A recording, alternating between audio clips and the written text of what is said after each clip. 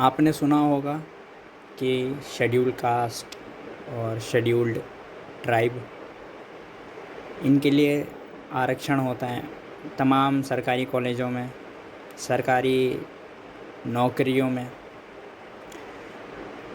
इनके आरक्षण के पीछे की वजह क्या है? आरक्षण के खिलाफ तो हर कोई प्रचार प्रसार करता है, आरक्षण के समर्थन में भी प्रचार प्रसार होते हैं, लेकिन इसके पीछे का कारण क्या है? एक कारण जो मैं देख पा रहा हूँ, एक कारण तो ये है कि शेड्यूल्ड ट्राइब जो होते हैं, ये आदिवासी आप इन्हें कह सकते हैं, ये लोग जंगलों में रहते हैं। मैं एक सामान्य बात बोल रहा हूँ, कुछ शेड्यूल्ड ट्राइब शायद गाँवों में रहते होंगे, जंगलों में नहीं। तो आम भाषा में आदिवासी को शेड्यूल्ड ट्राइब बोला जाता है। अब शेड्यूल्ड ट्राइब के जो आप परंपरा देखेंगे, प्रथाएं देखेंगे, उनकी संस्कृति देखेंगे, उनकी जो कल्चर संस्कृति पूरी भिन्न है। जैसे सभ्य समाजों की तुलना में, जैसे कि दिल्ली हो गया आपका, लखनऊ हो गया, अलीगढ़ हो गया, या बेंगलुरु हो गया। तो ये जितने भी सभ्य जगहें हैं, शहर हैं,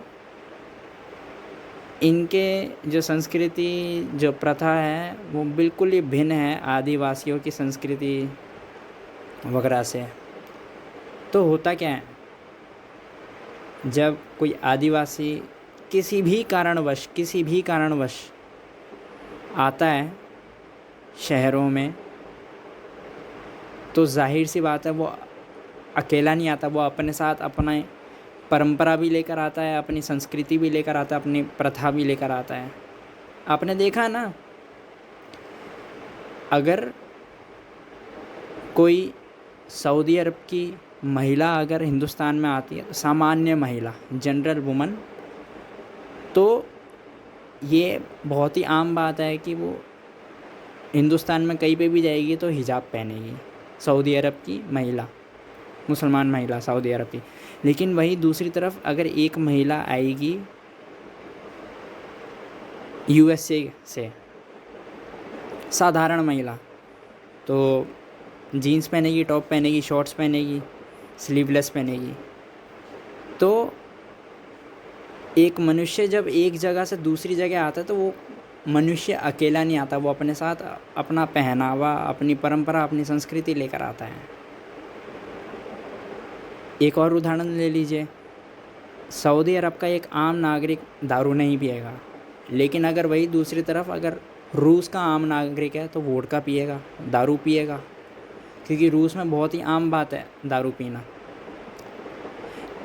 चूँकि सऊदी अरब इस्लामी देश है और इस्लाम में प्रोहिबिटेड है दारू पीना, अल्कोहल, तो जाहिर सी बात है सऊदी अरब का आम नागरिक नहीं पिएगा। हाँ, वो बात अलग है, अपवाद मिल जाए, पीने वाले लोग मिल जाए, और ये भी संभव है कि रूस में दारू ना पीने वाला मिले। तो जब आदिवासी अपने जंगल से उठकर किसी शहर में आएगा, कोई भी शहर ले लीजिए, दिल्ली हो गया, बम्बई हो गया, तो केवल वो आदिवासी नहीं आएगा, उसके साथ उसका पहनावा भी आएगा, उसकी प्रथाएं भी आएगी, उसकी संस्कृति भी आएगी। अब आप देखिए, अब अगर वो आता है दिल्ली में, उदाहरण ले लीजिए, दिल्ली जैसे शहर में आता है, तो आपको पता है आदिवासी के पोशाक क्या होते हैं? कुछ आदिवासी कबीलों में तो आज तक भी नंगे रहते हैं, पता है आपको? अमेज़न के कबीलों में जाकर देखें, अमेज़न के जंगल में जो कबीलों में रहते हैं, उनकी पोशाक अगर आप देखेंगे पूरे नंगे रहते हैं। कुछ आदिवासी लोग केवल पत्ती बांधते हैं बड़ी बड़ी अपने लिंग के आगे, अपने योनि के आगे, बस। कुछ की पोशाक और अलग है, विचित्र है, कुछ की और है। तो एक कल्पना कीजिए, विजुअलाइजेशन कीजिए, अगर दिल्ली में एक आदिवासी आ जाए और वो नंगा घूमे, क्या आप बर्दाश्त कर लेंगे? आप दिल्ली के नागरिक हैं, आदिवासी आ जाए नंगा घूमेगा या पतिया पहनकर घूमेगा अपने लिंग या योनि के सामने, बाकी पूरा शरीर नंगा, क्या आप बर्दाश्त कर लेंगे? शायद ना करें आप बर्दाश्त, और शायद आपके अंदर ये विचार जगे कि ऐसे लोगों को दिल्ली में रहने की क्यों जगह दे रहे हैं, ऐसे लोगों को क्यों बर्दाश्त कर रहे हैं लोग, इनको तो निकाल देना चाहिए, इनको खाना मत दो यहाँ पे, ताकि इनको पानी की सप्लाई मत दो, इनको बिजली की सप्लाई मत दो, ताकि ज़रूरतें इनकी यहाँ पे पूरी ना हो सके और ये छोड़ के चले जाए। भले ही आप कर्म ना करें वैसा, वो बात अलग है, लेकिन एक भीतर आपके विचार तो उठेगा अगर आप बर्दाश्त नहीं कर सकते। यही कारण है, यही कारण है आरक्षण देने का, क्योंकि scheduled tribe, scheduled caste, other backward classes को जो जनरल क्लास है, जो सामान्य वर्ग है, वो बर्दाश्त नहीं कर सकता। और अगर आप बर्दाश्त नहीं कर सकते तो जाहिर सी बात है आप उसकी सारी सुविधाएं काटेंगे। एक बार क्या, बहुत बार होता है। इसको अंग्रेज़ी में ऑस्ट्रेसाइजेशन बोलते हैं। ऑस्ट्रेसाइजेशन यानी समाज से एक व्यक्ति को बर्खास्त कर देना, मार पीट के नहीं, उसको भगा के भी नहीं, उसको गालियाँ देकर भी नहीं।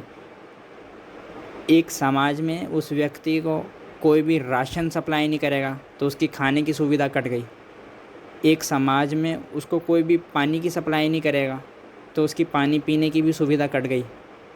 और उसी समाज में उस व्यक्ति को कोई बतलाएगा भी नहीं तो उसका सोशल इंटरेक्शन भी कट गया। अब एक मनुष्य के लिए, ये जीने के लिए, ये 3 सबसे एसेंशियल चीज़ें हैं जो समाज के लोगों ने मिलकर काट दी उस व्यक्ति के लिए। तब वो व्यक्ति क्या करेगा, या तो नहीं जी सकता वहाँ पे, या तो वहाँ पे मर जाएगा, वो आत्महत्या कर लेगा, या तो उसे समाज को छोड़ना पड़ेगा और किसी दूसरी जगह जाना पड़ेगा जहाँ पे लोग उसे अपनाएं। तो इसे कहते हैं ऑस्ट्रेसाइजेशन। इसमें ना ही कोई कानून का ज़ोर होता है, ना कोई बल होता है, ना कोई गाली गलौज होती है। इसमें सिर्फ सुविधाएं काट देते हैं ताकि वो आदमी मजबूर हो जाए वो समाज छोड़ने पर। और यही चीज़ होती है जब कोई शेड्यूल्ड ट्राइब या शेड्यूल्ड कास्ट या फिर अदर बैकवर्ड क्लासेस का कोई व्यक्ति या PWD भी, पर्सन विद डिसेबिलिटी, अगर जाते हैं किसी सामान्य वर्ग के क्षेत्र में जहाँ पे जनरल क्लास के पीपल रह रहे हैं, तो उनके साथ भी यही व्यवहार होता है। उनसे कोई बतलाएगा नहीं, उनको कोई सामान कुछ बेचने का मन नहीं करेगा, तो ऐसे में करेंगे क्या, वो अपने क्षेत्र में चले जाएंगे। और यही कारण है कि वो इतने पीछे रह गए। पीछे किस सेंस में कह रहा हूँ मैं, शैक्षणिक, एजुकेशनल लेवल में। उनको स्कूल में भी आरक्षण के ज़रिए भी अगर एडमिशन मिल जाएगा ना, तो एडमिशन लेने के बाद भी बहुत भेदभाव होता है। आपको मालूम है IPS IAS ऑफिसर्स के अंदर जो आरक्षण होता है, जो ST SC वर्ग से लोग उठकर आते हैं IAS IPS ऑफिसर बनते हैं, उनके साथ भी भेदभाव होता है। एक्सप्लिसिटली नहीं होता होगा, खुलेआम नहीं होता होगा, लेकिन इम्प्लिसिटली या इम्प्लाइडली होता है। मैंने बोला ना ऑस्ट्रेसाइजेशन, खुलेआम कुछ भी नहीं होगा कानूनी रूप से या फिर बल से या फिर गाली गलौज करेंगे नहीं, उनसे कोई बात करना नहीं चाहेगा। और ख़ासकर जो उच्च वर्ग का IAS ऑफिसर है, जो ब्राह्मण वर्ग से IAS ऑफिसर बना है, वैसे लोग बतलाएंगे ही नहीं SC ST वाले IAS ऑफिसर से। होता है ऐसा, हकीकत है। और ये तो मैंने आपको उदाहरण दिया ताकि आपको समझ आ सके कि भेदभाव करने के कितने चालाक तरीके हैं कि भेदभाव भी हो जाए और पकड़े भी ना जाए, किसी को मालूम भी ना पड़े। इतने चालाक तरीके एक मनुष्य ने ईजाद करे हैं भेदभाव करने के, डिस्क्रिमिनेशन करने के। और ये तो मैंने आपको उदाहरण दिया SC ST OBC इन सब का। ये कहानी हर एक मनुष्य की है, मेरी भी, आपकी भी, आपके साथियों की भी, सबकी। आप खुद अपने जीवन के अनुभव को देखिएगा। आप जब अपने घर छोड़कर किसी नई जगह जाते हैं, कोई नया स्थान होता है, तो ज़रा पूछिएगा क्या लोगों ने आपको अपना लिया था जब आप अपना घर छोड़कर पहली बार ज़िंदगी में कोई नए स्थान पर गए थे? क्या जैसे आप घर से होकर आए थे वैसे ही लोगों ने आपको अपना लिया था, या आपको थोड़े बदलाव करने पड़े थे अपने रवैये में, अपने पहनावे में, अपने कल्चर में? या सीधी बात बोलूँ तो आपको अपना कल्चर ही त्याग देना पड़ा था और उनका कल्चर अपना लेना पड़ा था? क्या ये हुआ था आपके साथ? पूछिएगा, खुद से पूछिएगा, किसी दूसरे से पूछने की कोई ज़रूरत ही नहीं है, क्योंकि अनुभव आपका है, दूसरे का अनुभव दूसरे के ही काम आएगा। मैंने तो बहुत बार अनुभव करा है ऐसा। मैं जब अपने घर से किसी नई जगह जाता हूँ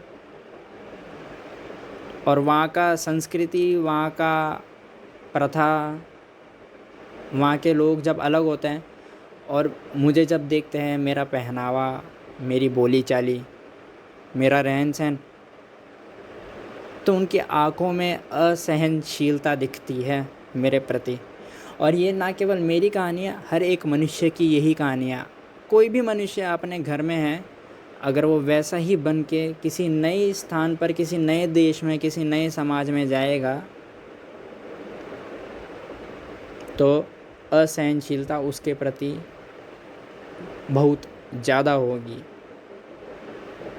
क्योंकि इंसान बर्दाश्त करना भूल जाता है जब इंसान अंधा हो जाता है, जब इंसान को केवल वही देखना होता है जो वो खुद स्वयं अपना रहा है। बर्दाश्त केवल वही लोग कर सकते हैं जो ईश्वरीय व्यक्ति होते हैं, जिनके अंदर सहनशीलता होती है। सहनशीलता, ऐसी सहनशीलता कि आदिवासी रोड पे चले, नंगा चले, क्योंकि उसका वो पहनावा है, तब भी चू तक ना उठे आपके विचारों में, आपके मन में, आपके भीतर। ये होती है सहनशीलता।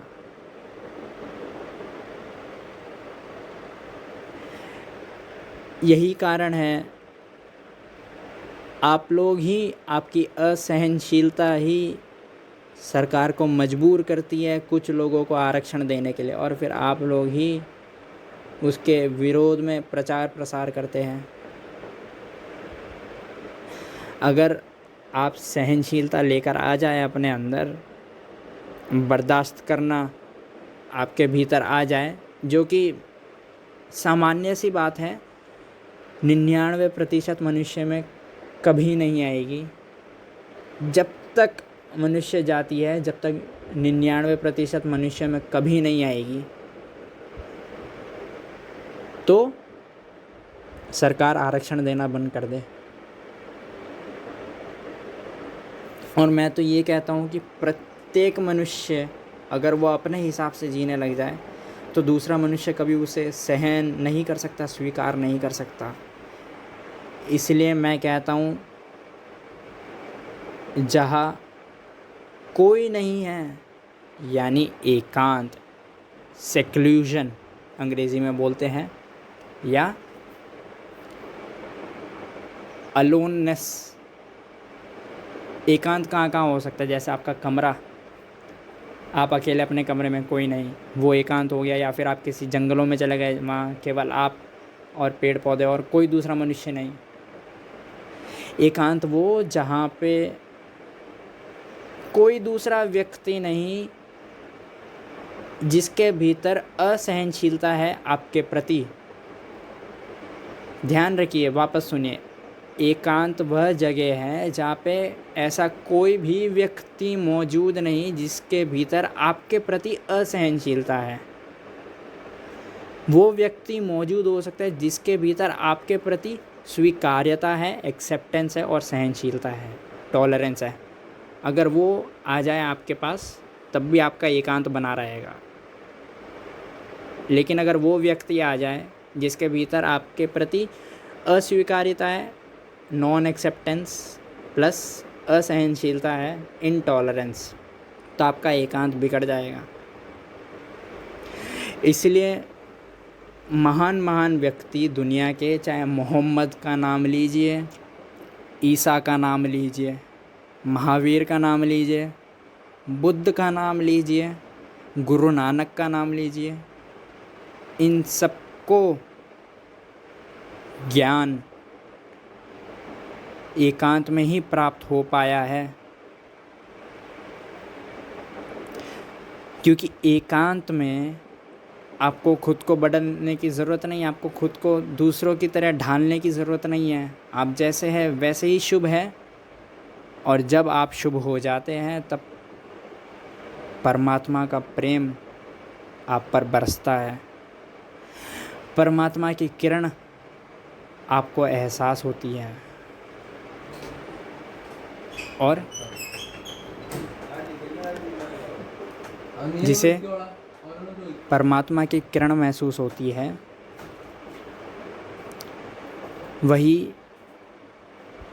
एकांत से प्रेम कर बैठता है। एकांत से तो सब डरते हैं, मुझे पता है, आप भी डरते हैं, तभी तो आप हमेशा अपने दोस्तों के साथ रहना चाहते हैं, किसी ना किसी के साथ रहना चाहते हैं। जापान में आजकल क्या हो रहा है कि लोग इतने अकेले पड़ गए, इतने लोनली पड़ गए कि एकांत के कारण जापानी लोग अवसाद में जा रहे हैं, डिप्रेशन में जा रहे हैं। उनका मूल कारण यही है कि वो लोग अकेले पड़ गए हैं। एकांत से डिप्रेशन की तरफ तभी मनुष्य जाएगा जब तक एकांत से दुश्मनी करेगा या एकांत से डरेगा। मैं कहता हूँ एकांत से डरने की ज़रूरत नहीं है। एकांत में जाकर ही आप एकांत से प्रेम कर सकते हैं। और एकांत तो आपको हमेशा इनविटेशन दिए बैठा है। एकांत हमेशा आपको अपनी शरण में लेना चाहता है। क्यों एकांत से इतनी दुश्मनी? हाँ, मैं जानता हूँ एकांत में जाएंगे, एक दिन अकेले रहेंगे, 2 दिन अकेले रहेंगे। लॉकडाउन में हुआ ऐसा, लॉकडाउन में हुआ। बहुत लोगों ने तो एकांत के कारण, घर में बंदे होने के कारण आत्महत्या भी की है लॉकडाउन के अंदर।